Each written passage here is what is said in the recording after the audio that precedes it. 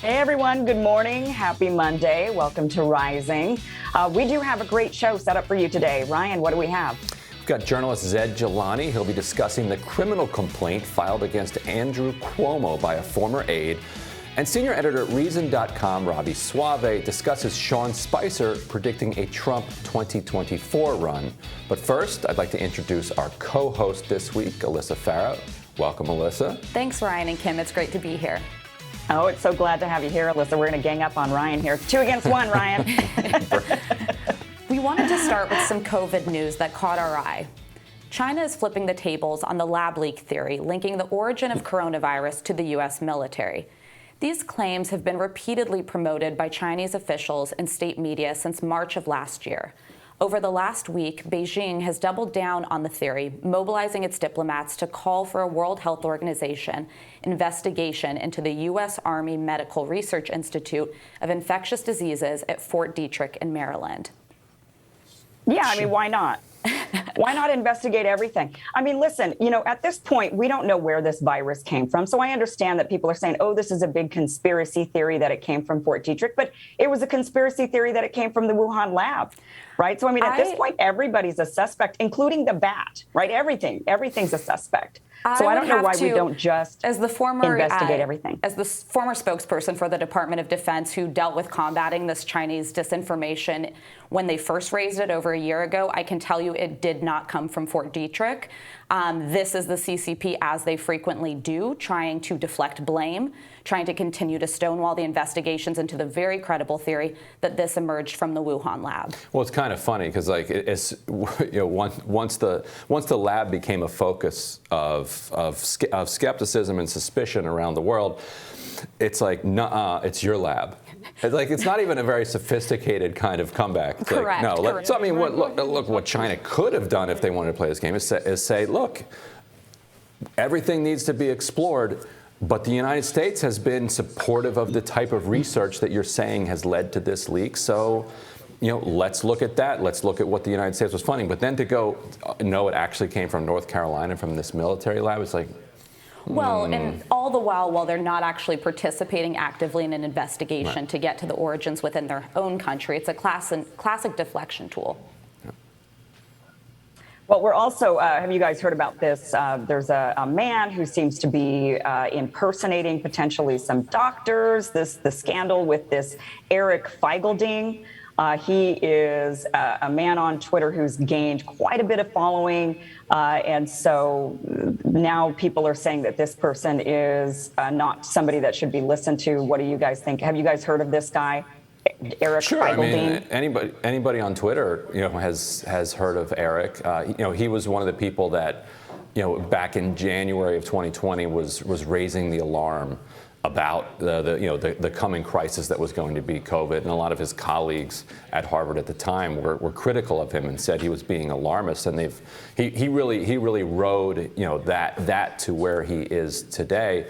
But the claim that he's, I guess, has a doctorate in PhD or a doctorate in epidemiology is not accurate. Though he never has gone that far to quite make that claim.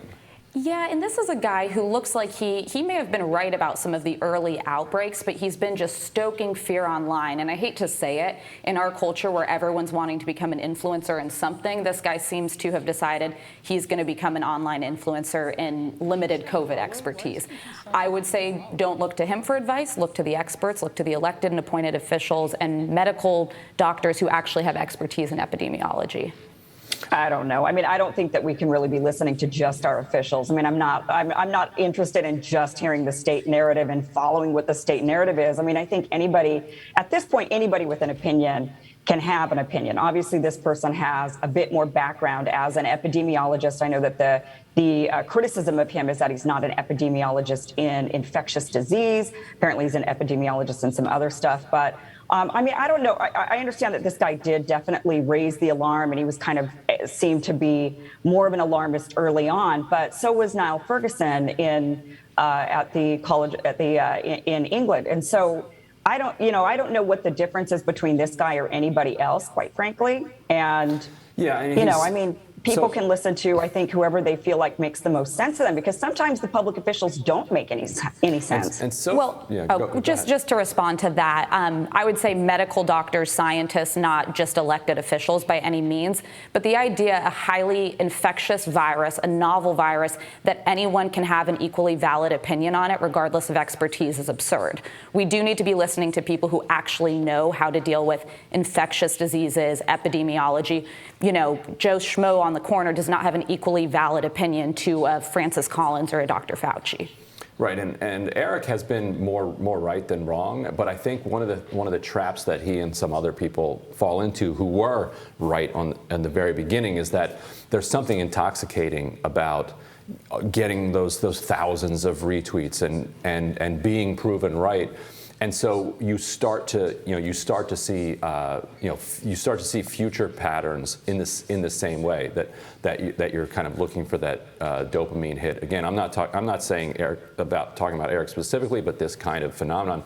But then he was right again about the Delta variant. You know, he was one of the people while everybody was kind of comfortable over that 6-week stretch where life actually went back to normal. He was saying, well, here are all the reasons why this is likely to all fall apart in the next couple of weeks. And he was right about that again.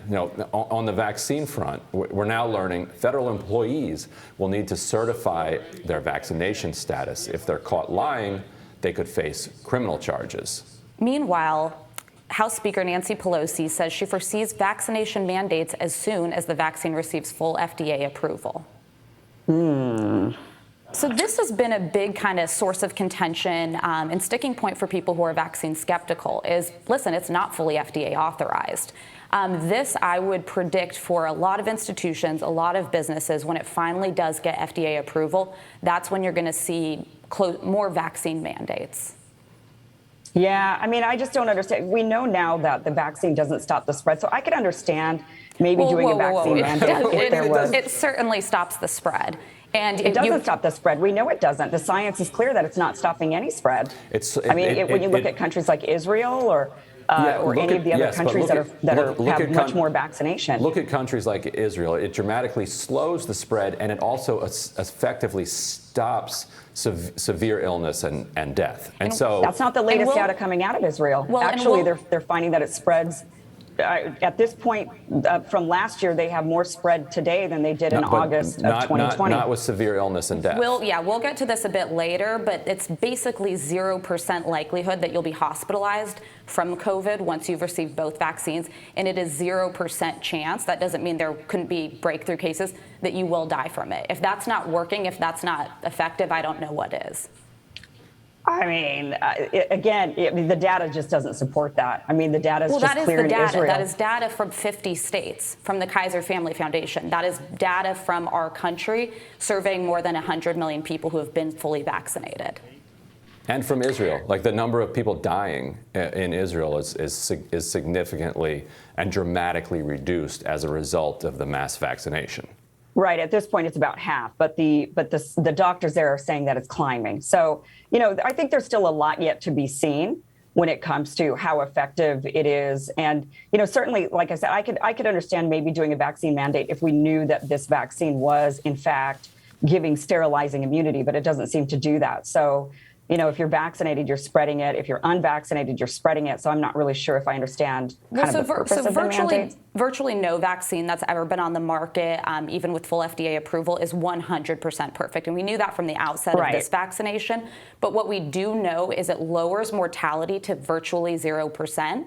And it also lowers the likelihood of getting seriously ill to virtually 0%. That, to me, seems like a pretty compelling case to think about and consider in consultation with your doctor getting vaccinated.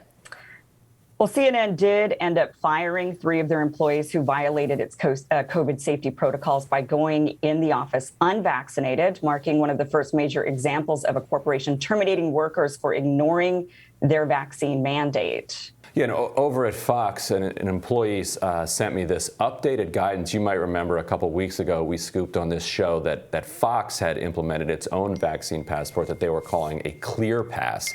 Now they're saying it's no longer going to be voluntary that you have to upload your vaccination status. It's going to be obligatory. So this is Fox Corporate, which is the owner of Fox News, is now insisting that everyone upload, regardless of what their own personal opinion is of the vaccine. What do you think, Alyssa? Well, two quick things. CNN, for example, decided to rehire Jeffrey Toobin, somebody who had committed some pretty egregious things on a Zoom call, but is firing people for choosing not to get vaccinated. I think that's a bit ridiculous.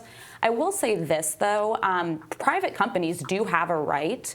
They're exposed to legal exposure if they have cases tick up in their environments. So if private companies want to do that, it is something they have the right to do. You also have a right to not work at Fox or CNN if you choose to not get vaccinated.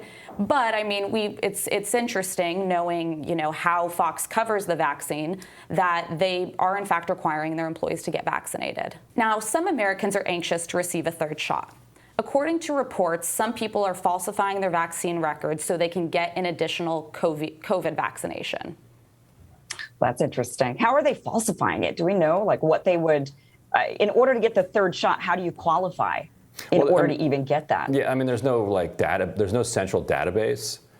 And so I think, and because of the way that the shots are given out, you can just show up at Walgreens or CVS at this point. My understanding is it was a few cases of people who'd been double vaccinated, then going in and saying, I'm on my first shot, I need my second shot, or I've had no shots. Got it. Right. So, there aren't really any records you would even need to falsify. You just have to lie to the nurse. Exactly. And you can get your jab. The CDC and health experts are recommending against this. You do not need to do this. There could actually be some risk of an overreaction if you're just pumping too much vaccine. Oh, I would into assume so, because we're all having the discussion about if boosters are going to come and what they're going to look like. I don't know that there's any indication that a booster will be the equivalent of the first or second shot, so would fully not recommend doing this, aside from the fact that you should leave it for folks who've not gotten the first and second shot.